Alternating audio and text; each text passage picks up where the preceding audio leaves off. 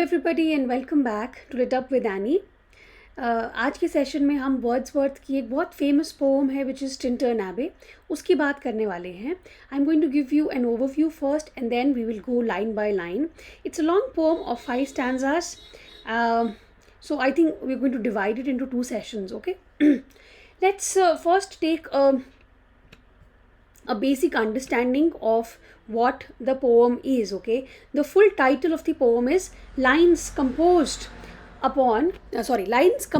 a few miles above Tintern Abbey on revisiting the banks of the Wye during a tour, July 13 1798.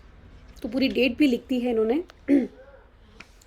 Lines composed a few miles above Tintern Abbey on revisiting the banks of, it's a river, Wye. He was on a tour at this point of a time, July 13 1798. That's the date of its composition. Okay, it was published in the Lyrical Ballads 1798 में, and it's a you all know that Lyrical Ballads is a landmark collection which was co-authored with Samuel Taylor Coleridge. This poem is in blank verse, unrhymed है, iambic pentameter में लिखी गई है और एक romantic lyric हम इसको बोल सकते हैं या फिर एक मेडिटेटिव नेचर पोम है। ठीक है।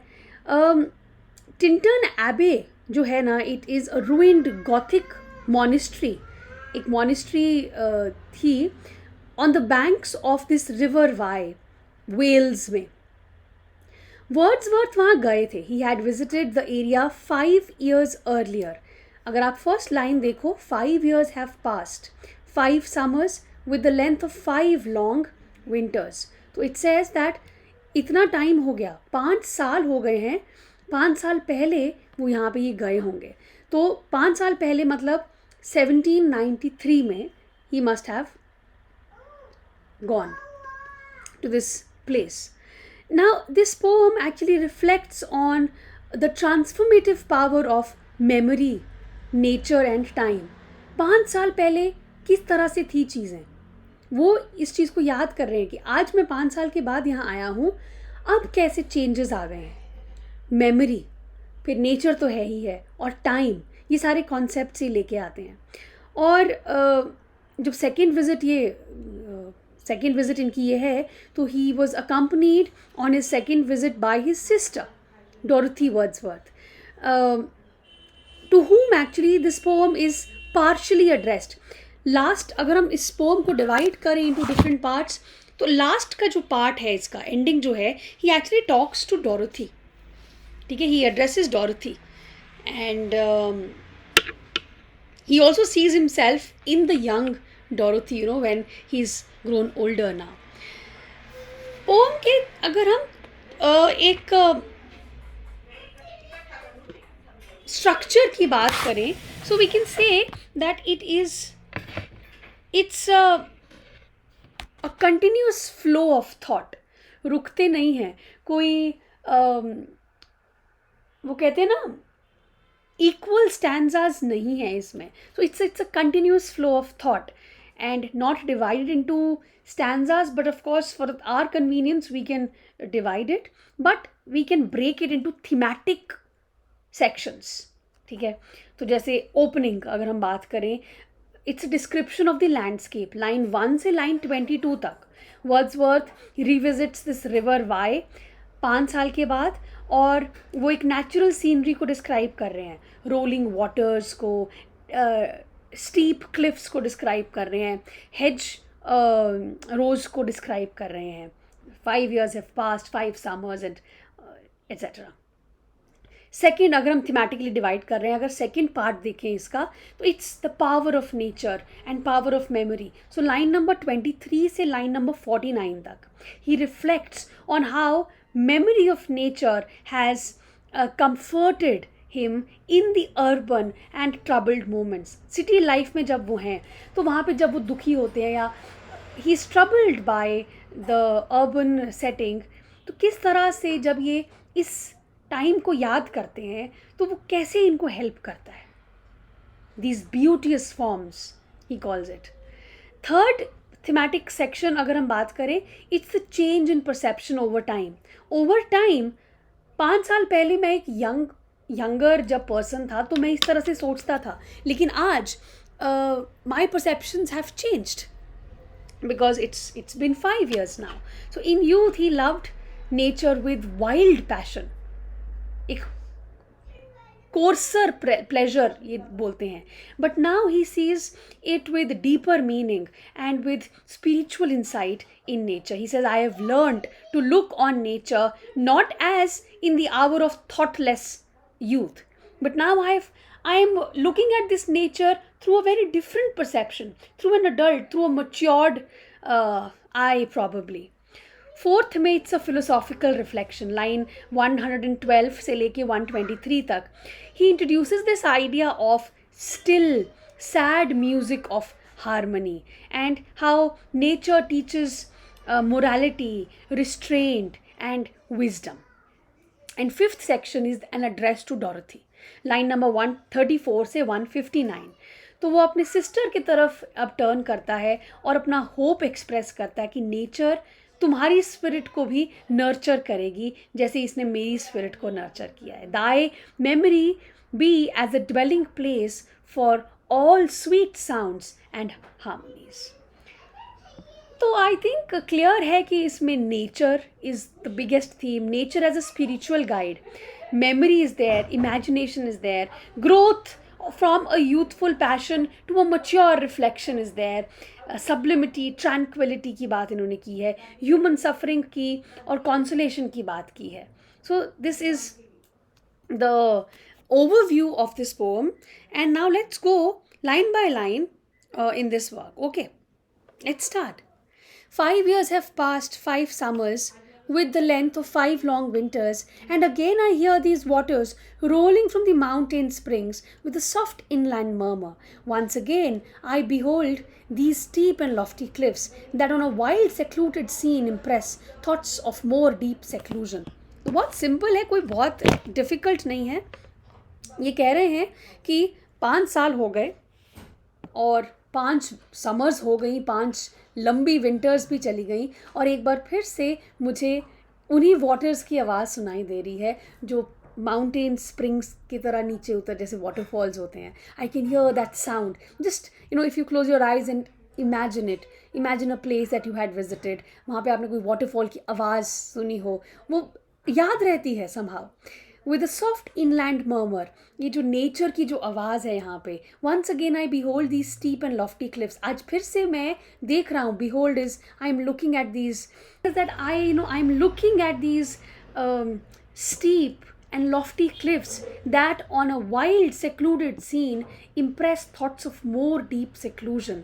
That when I look at these high and these steep cliffs and the scene, it feels wild and it feels remote. secluded है, ये पूरा वाइल्ड secluded सीन है, कोई है नहीं यहाँ पे, सिटी लाइफ से मैं बहुत दूर हूँ. Wild, how the nature runs wild. It impresses thoughts of more deep seclusion. यहाँ जब मैं देख रहा हूँ ये सारी चीज़ें, आई कैन आराम से I can sit and think. Deep seclusion is loneliness और alone basically, and connect the landscape with the quiet of the sky. And I can connect with this landscape while I am alone here. And it's all very quiet, it's all very calm. The days come when I again repose here under this dark sycamore and view these plots of cottage ground, these orchard tufts.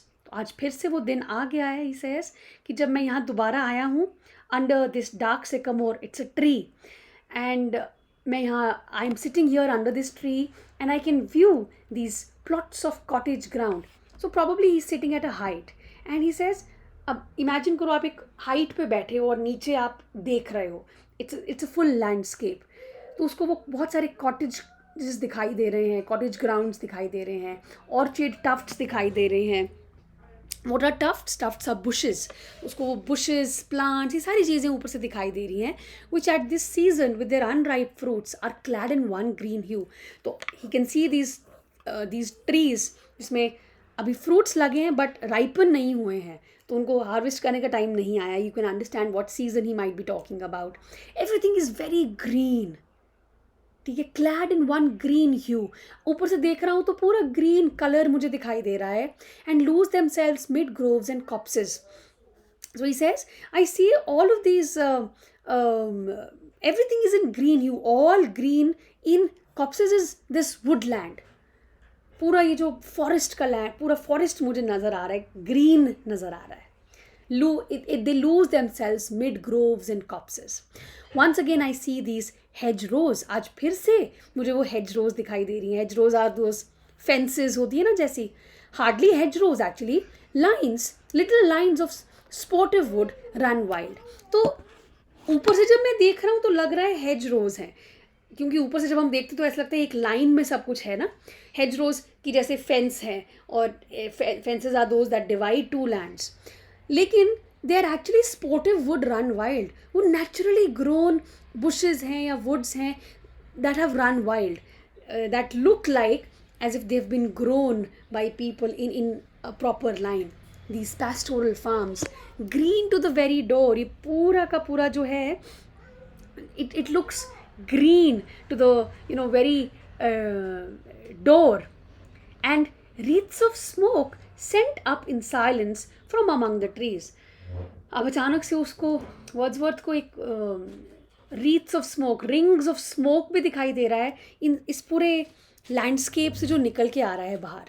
sent up in silence, आराम से, और कोई आवाज़ नहीं आ रही. it's just these smoke which is coming up in silence from among the trees. कहीं से trees के बीच से. अब जब एक बहुत घना जंगल या पूरा बहुत सारे प्लांट्स लगे हैं, ट्रीज़ हैं, आप ऊपर से देख रहे हो तो बिल्कुल अंदर नहीं नज़र आएगा ना क्या चल रहा है.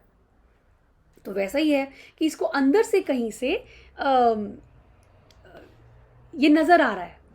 The smoke he can see with some uncertain notice as might seem of vagrant dwellers. तो ये कहते हैं कि अब he gives us two explanations कि लगता है ये smoke जो है हो सकता है कोई vagrant dweller हो, just a traveler. Vagrant is person who keeps on moving from one place to another.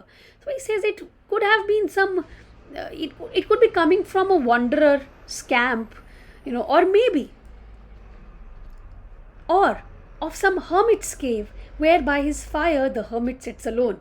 या फिर हो सकता है that it's coming from a hermit's cave. किसी hermit ने, किसी साधु ने यहाँ पे कोई अपनी कुटिया बनाई हुई है और वहाँ पे ये एक रह रहा है, simple living, solitude and simple living.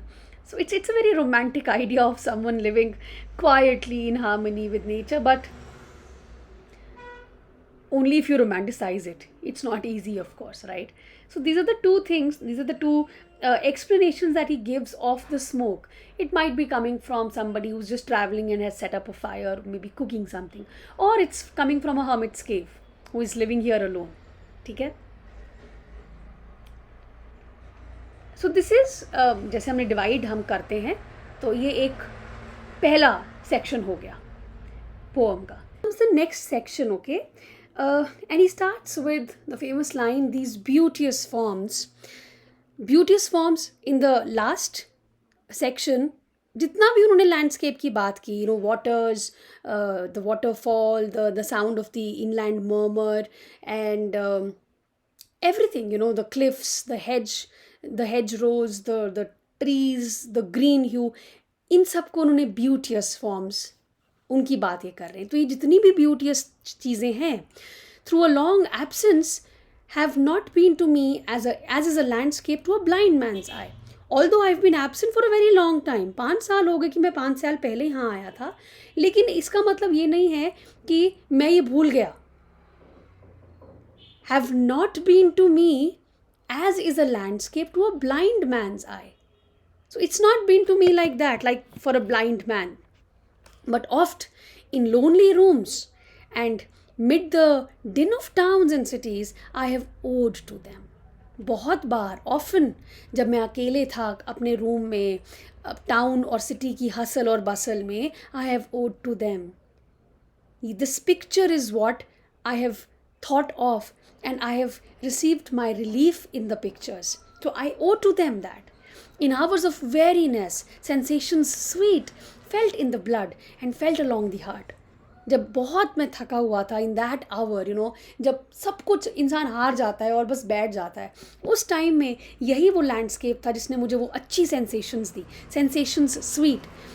I felt that in my blood, and I also felt it in my heart, and passing even into my purer mind with tranquil restoration. It also passed into my mind. मेरे दिमाग को शांत किया. Tranquility is calmness. It restored that calmness in my mind. Feelings too of unremembered pleasure, such perhaps as I have no sight or trivial influence on that best portion of a good man's life, his little nameless unremembered acts of kindness and of love. जैसे ऐसा होता है ना कभी कभी कि किसी इंसान ने आपके लिए बहुत अच्छा कुछ किया, आप हो सकता है उस इंसान को भूल जाओ, लेकिन वो गुड डीड्स को आप कभी नहीं भूलोगे. Feelings too of unremembered pleasure, it's like that. Unremembered pleasure, वो बस फीलिंग रह जाती है कि हाँ, जब आपके साथ किसी ने कुछ बहुत अच्छा किया तो आपको बहुत अच्छी फीलिंग आती है ना, वो फीलिंग रह जाती है. बस ये वही फीलिंग है जो मुझे यहाँ पे आ रही है इस टाइम पे. सो all of these feelings, they might have helped shape his character, especially the quiet selfless actions of kindness that define a good person. Nor less I trust to them I may have owed another gift. अब ये कहते हैं कि he believes that nature has also given him another gift, a more profound, even a more spiritual feeling, a moment of clarity where the burdens and the confusions of life felt lighter. He says, of aspects more sublime, that blessed mood. एक और gift इस nature ने मुझे दिया है जो और भी सबलाइम है. That blessed mood, एक बहुत अच्छा mood in which the burden of the mystery, in which the heavy and the very weight of all this unintelligible world is lightened.